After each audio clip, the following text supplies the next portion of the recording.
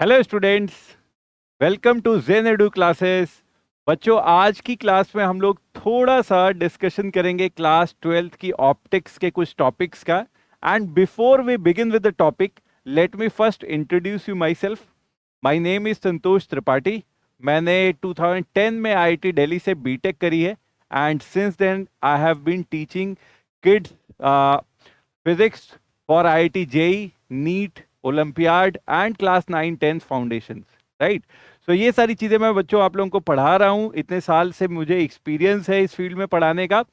और आज के इस छोटे से डेमो सेशन में हम लोग जो है जो टॉपिक कवर करने वाले हैं बच्चे, सबसे पहले उस टॉपिक्स को देख लेते हैं कि आज की इस छोटे से क्लास में हम लोग क्या क्या चीजें कवर करेंगे। तो first topic that we will cover is the image formation from the plane mirror. भाई, प्लेन मिरर से इमेज कैसे बनती है, ठीक है। और दूसरा टॉपिक जो होगा हमारा वो होगा कि जो प्लेन मिरर है उससे अगर आपको अपनी पूरी इमेज खुद से देखनी है, अपनी फुल इमेज देखनी है, ठीक है, हेड टू टो, तो आपको मिनिमम कितनी हाइट का मिरर चाहिए। ये दो चीजें बच्चों हमें करनी है आज की क्लास में। तो let's begin with the content here. सबसे पहले क्या कर लेते हैं, हम एक प्लेन मिरर ले आते हैं, ठीक है। तो ये इस तरह का प्लेन मिरर है।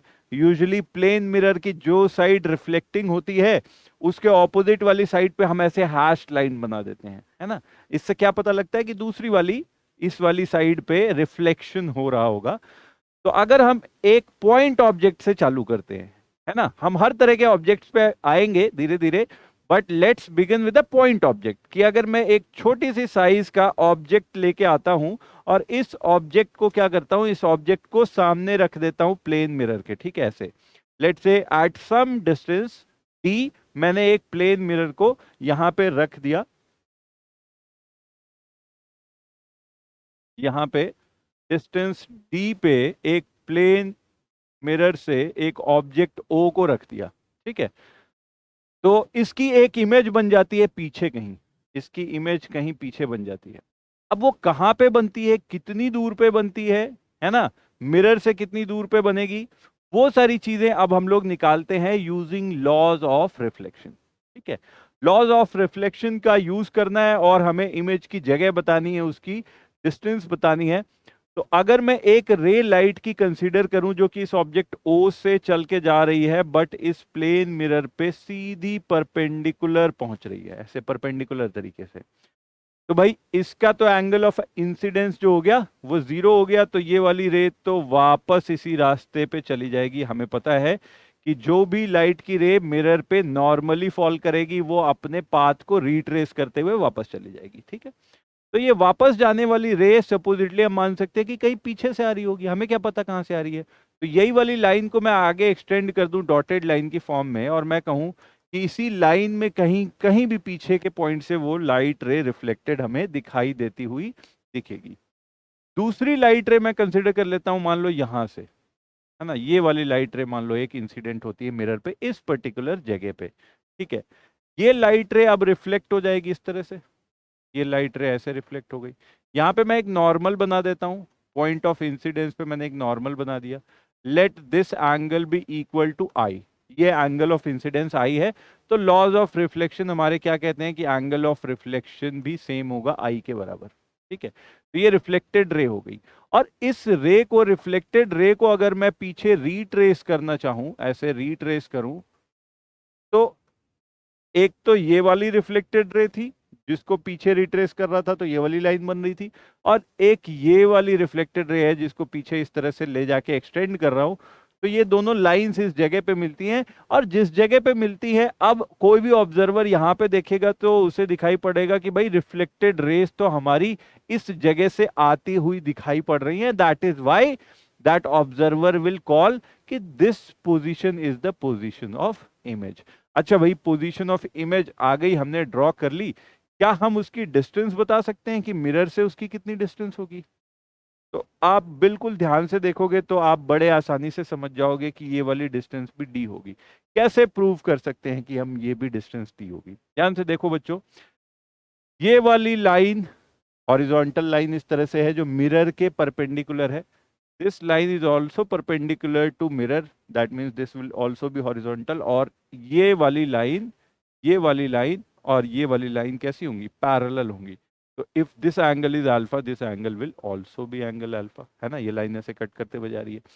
सिमिलर तरीके से आप यहाँ पे देखो कि ये दोनों पैरेलल लाइन है और ये डॉटेड लाइन ऐसे कट करते हुए जा रही है। If this angle is alpha, this angle will also be equal to alpha. अब आप दो ट्राइंगल्स देखो बच्चों, एक ट्राइंगल ये वाला देखो, दिस ट्राइंगल, एक ये ट्राइंगल हमारे पास बन रहा है और एक ये वाला ट्राइंगल हमारे पास बन रहा है। These two triangles are congruent triangle. कैसे भाई, एक एंगल तो दोनों का 90 है, एक एंगल ये हो गया, है ना, अल्फा, सॉरी मैंने यहाँ पे लिख दिया, दिस शुड बी आई, है ना। तो एक एंगल ये दोनों इक्वल हो गए आई आई के बराबर, और एक एंगल हो गए 90 90, तीसरा अपने आप हो ही जाएगा, और एक साइड जो है ये वाली कैसी है, कॉमन है, ठीक है। तो दो एंगल एक साइड आ गए बराबर, तो इसका मतलब ये ट्राइंगल्स कॉन्ग्रुएंट होंगे। तो अगर ये वाली लेंथ आपकी डी के बराबर है, दैट मीन्स ऑब्जेक्ट की perpendicular distance from the mirror अगर डी के बराबर है, तो इमेज की perpendicular distance from the mirror will also be equal to D, बराबर डिस्टेंस पे होगा। तो आपको पॉइंट ऑब्जेक्ट की इमेज निकालना आ गई कि पॉइंट ऑब्जेक्ट की इमेज कहां पे बनेगी, है ना, मिरर से पीछे की तरफ, और आप ऑब्जेक्ट से मिरर पे एक परपेंडिकुलर ड्रॉप करो और उसी लाइन को एक्सटेंड करते जाओ, तो कहीं पे सेम डिस्टेंस पे चले जाओगे जब मिरर से पीछे की तरफ, तो आपको इमेज की जगह मिल जाएगी, इमेज यहां पे बनती है, ठीक है। अब थोड़े से प्लेन मिरर से इमेज फॉर्मेशन के हम लोग और कॉन्सेप्ट की बात कर लेते हैं। आप लोगों ने क्लास 10th में पढ़ा होगा कि बच्चों प्लेन मिरर से जो इमेज बनती है that is the virtual image. यहां पे दिख रहा है आपको, है ना। Although this part is partially correct, है ना। क्लास 10th में हम लोग कहीं ना कहीं एक चीज जब ये बोलते थे कि प्लेन मिरर से वर्चुअल इमेज बनेगी, तो ये भूल जाते थे कि हम सिर्फ रियल ऑब्जेक्ट्स के बारे में बात कर रहे हैं। यहाँ पे हमारे पास ऑब्जेक्ट रियल था, इसलिए असली में वहां से रेज निकल रही थी, असली में वहां से रेज निकल रही थी। और ये इमेज जो है इस इमेज की जगह पे एक्चुअल में कोई रेज प्रेजेंट नहीं है, वो सारी रेज बस ऐसे दूर जाके रिफ्लेक्टेड दिख रही है ना, ऐसे जैसे ये यहाँ पे भी मैं एक रेज ऐसे बना दूं, ये भी ऐसे चले जाएगी, तो यहाँ पे कहीं पीछे में कोई रे नहीं है, बट लगेगा कि कहीं पीछे से आ रही है रे, ऐसे, है ना। तो ऐसा लगेगा कि सारी रिफ्लेक्टेड रेज जो हैं वो इस जगह से आ रही हैं, लेकिन मिरर के पीछे उनका कोई एग्जिस्टेंस नहीं है। तो यहाँ पे इमेज जो बन रही है वर्चुअल इमेज बन रही है, but for what kind of objects, only for real objects.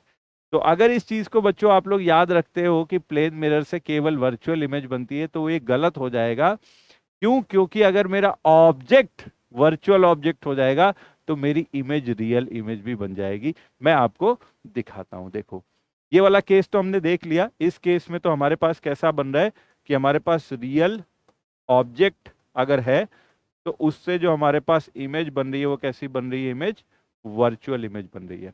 लेकिन अगर मैं वर्चुअल ऑब्जेक्ट रख दूं, अच्छा वर्चुअल ऑब्जेक्ट कैसा होता जी, ये मिरर है तो मिरर के पीछे ऑब्जेक्ट भी रख सकता हूं। कैसे? रियल में कोई चीज नहीं है वहां पे, मान लो कि कहीं दूर से कन्वर्जिंग रेज आ रही हैं, ये मिरर नहीं होता, अगर ये मिरर नहीं होता तो ये रेज मान लो किसी पॉइंट यहां पे जाके कन्वर्ज कर जाती, बट अब तो मिरर हमने बीच में लगा दिया तो रिफ्लेक्ट हो जाएंगी।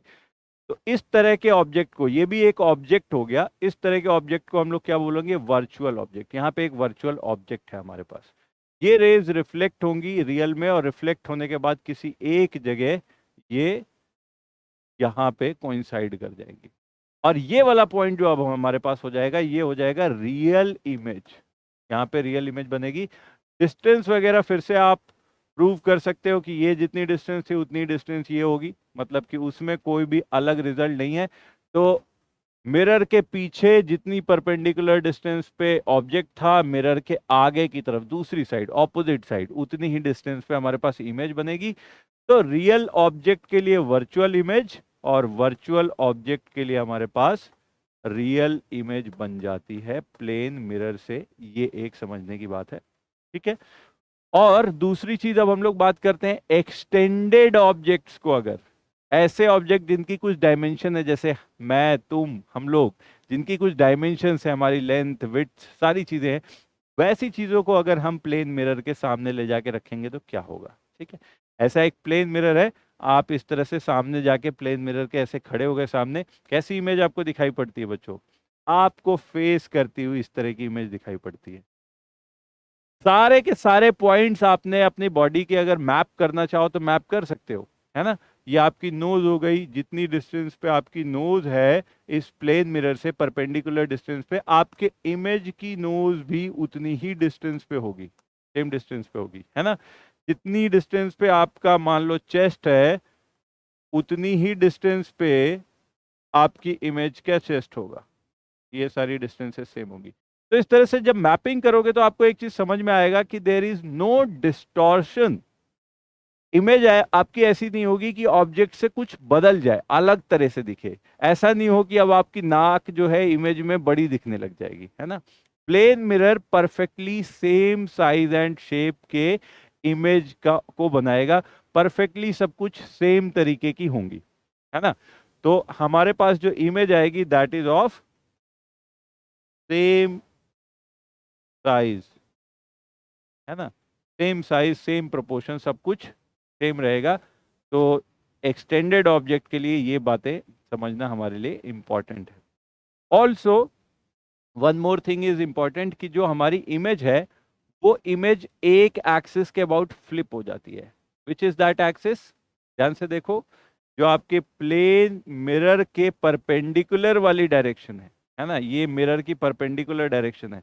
अब आप फेस कर रहे थे सामने को, और अगर मेरे को ऐसे रोटेट कर दिया जाए इस तरह से, है ना, तो जो इमेज बन गई वो ऐसे बन गई, दूसरी साइड को फेस कर रही है। ठीक है, तो इस तरह की इमेज आपकी प्लेन मिरर से बनती है।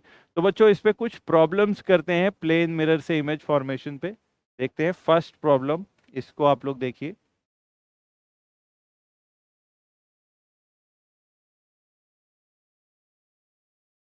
क्या बोला जा रहा है इसमें? दो प्लेन मिरर लगाए हुए हैं और यहाँ पे x एंड y एक्सिस है। Of course this is my x axis, this is my y axis, और एक ऑब्जेक्ट है जो कि ओरिजिन पे है। और इस ऑब्जेक्ट से इमेज जो बनेंगी वो कहाँ कहाँ पे बनेंगी? पहला तो पूछा गया कितनी इमेज बनेंगी।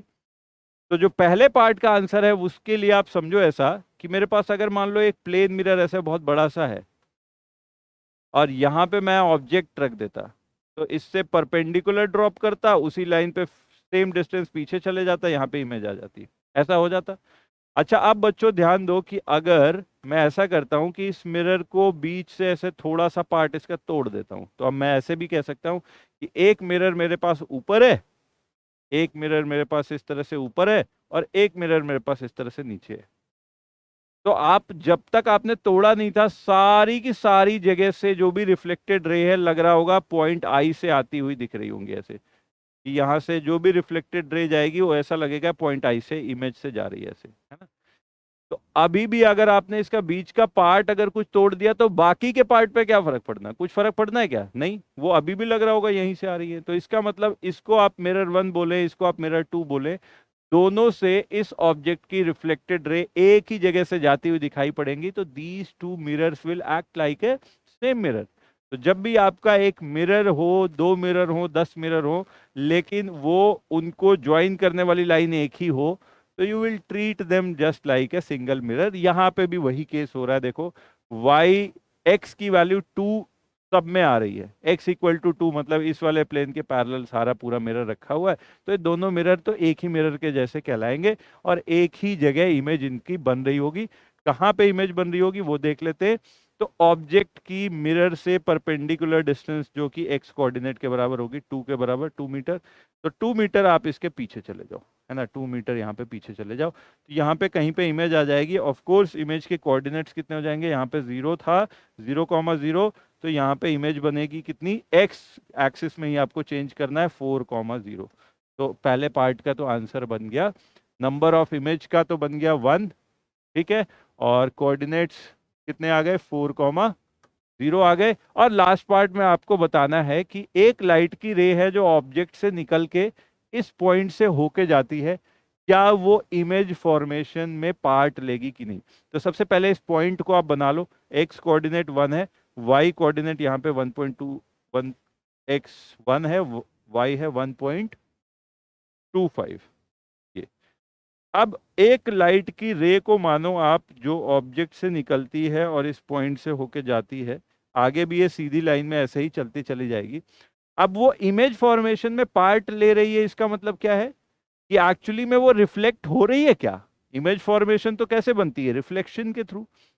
तो अगर इस वाले मिरर और इस वाले मिरर पे जाके टकराएगी तब तो इमेज फॉर्मेशन में हिस्सा लेगी, और अगर नहीं टकराएगी तो हिस्सा नहीं लेगी। तो आप डायग्राम पे मत जाना, इसी लाइन को मैं सीधा कर रहा हूं और देखो एक्स कोऑर्डिनेट इन सबके पूरी इस लाइन पे एक्स की वैल्यू 2 है, तो 2 पे इसकी वाई की वैल्यू मैं ऐसे निकाल लेता हूं, है ना। ये वाली हाइट निकाल लेता हूं।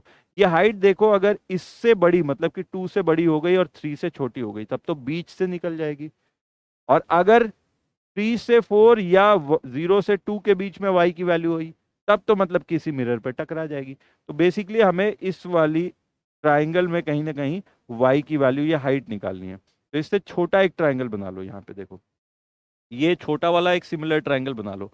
इस छोटे वाले ट्राइंगल का बेस कितना है 1, हाइट कितनी है 1.25। बड़े वाले ट्राइंगल का हाइट कितनी है y, बेस कितना है 2, डबल है।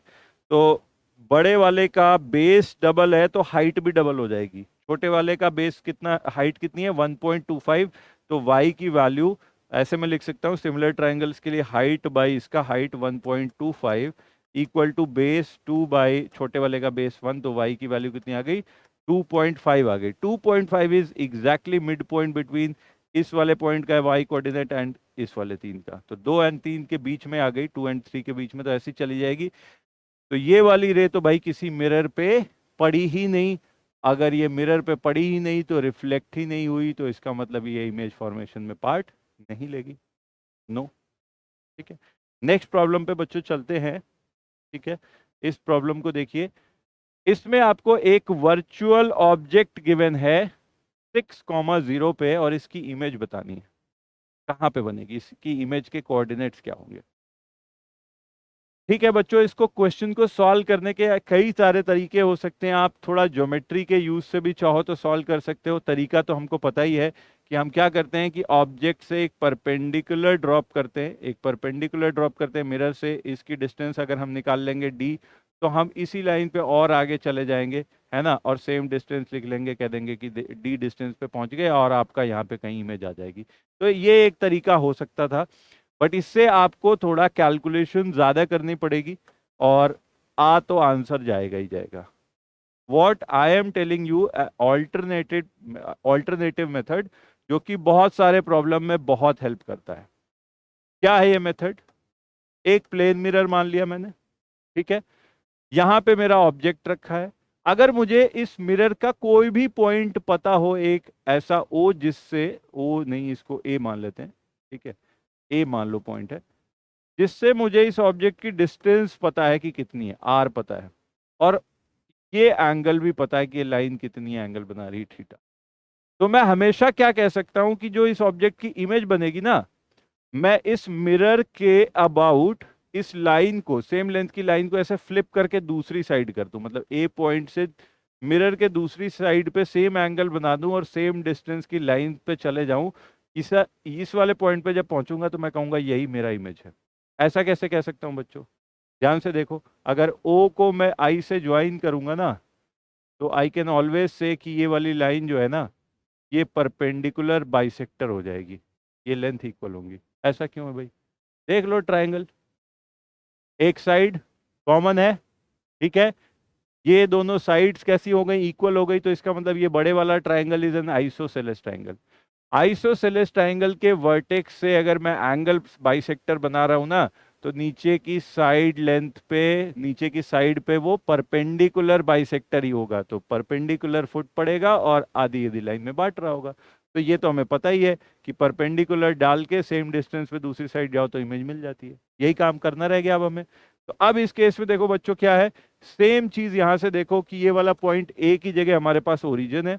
ओरिजिन से हमारे पास ऑब्जेक्ट की डिस्टेंस पता है कितनी है, 6 है, तो ये डिस्टेंस 6 पता है, और मिरर के एक साइड एंगल हमारा बन रहा है 60 डिग्री। तो मिरर के दूसरी साइड में 60 डिग्री अब चले जाऊं, मिरर के दूसरी साइड 60 डिग्री पे एक लाइन बनाऊं और यहां से कितनी डिस्टेंस पे चले जाऊं, यहां से चले जाऊं मैं 6 डिस्टेंस पे। ये वाला पॉइंट मेरा हो जाएगा इमेज। इसके कोऑर्डिनेट मुझे x, y निकालने हैं। तो देखो आप पॉजिटिव x एक्सिस के साथ कितना एंगल बन रहा है, 120 डिग्री टोटल बन रहा है। तो अगर मैं x कोऑर्डिनेट लिखना चाहूं तो x coordinate will be origin से जितनी डिस्टेंस है 6 इंटू कॉस 120, है ना, कॉम्पोनेंट ही ले रहे हैं।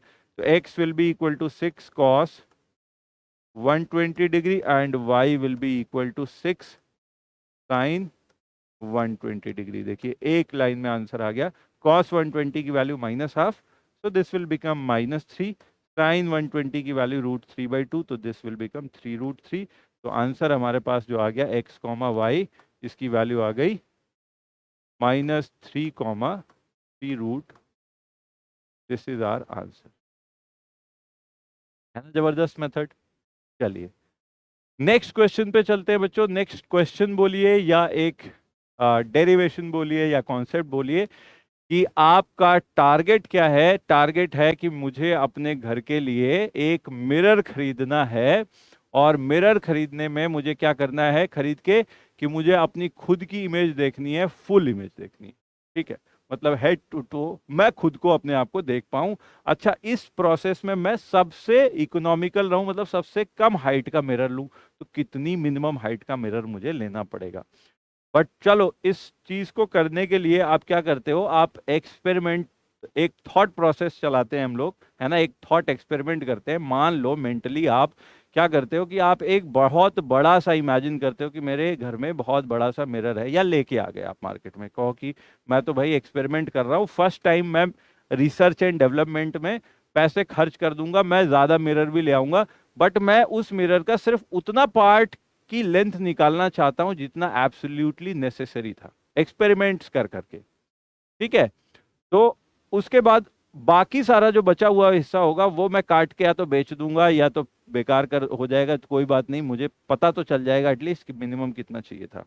तो आप क्या करते हो, सबसे पहले तो घर में कमरे में एक बहुत बड़ा सा मिरर लगा देते हो। एक पूरी वॉल पे आपने मिरर लगा दिया और आप जाके इस मिरर के सामने खड़े हो गए। Assuming your height is 170 centimetre. अब आपको अपनी फुल इमेज देखनी है इस मिरर से। फुल इमेज में ध्यान दोगे ना तो आप पूरी बॉडी के बीच के पार्ट्स का छोड़ दो।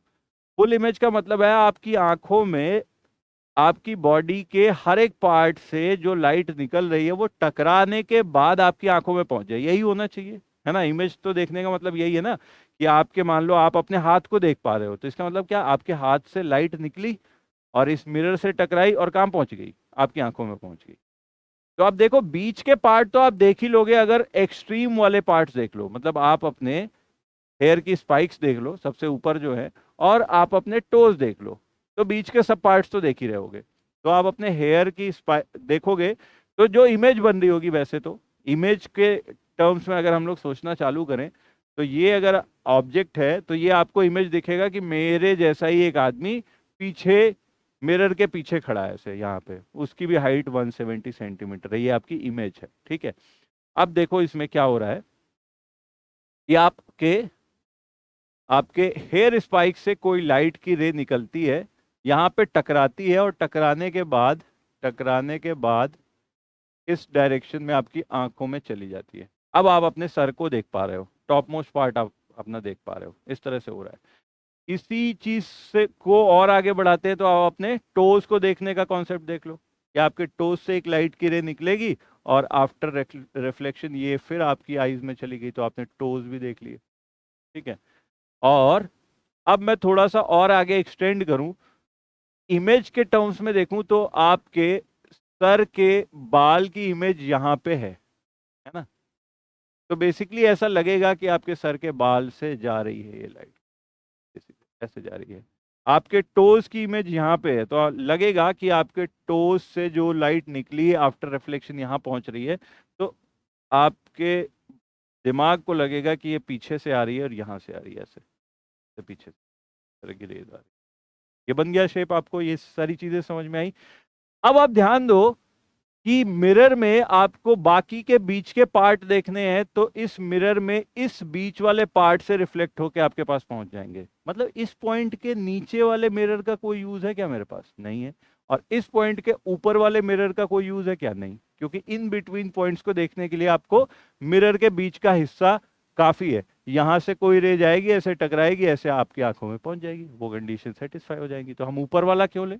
ऊपर वाले पार्ट में तो यहां से अगर कोई रे ऐसे गई ना, तो रिफ्लेक्शन के बाद ऐसे दूर जाएगी, वो आपकी आंखों में तो पहुंचेगी ही नहीं, तो वो तो बेकार है। तो अब क्या करते हैं, ये दोनों पार्ट हम काट के, जितना अननेसेसरी पार्ट था, इस ऊपर वाले को इस नीचे वाले को काट के हम फेंक देते हैं कि this is the minimum height जो हमें चाहिए थी। अच्छा, अब इसकी हाइट निकालना है, दैट इज वेरी इजी, है ना। ध्यान से देखो, अब दो ट्राइंगल मैं बनाने वाला हूं, है ना।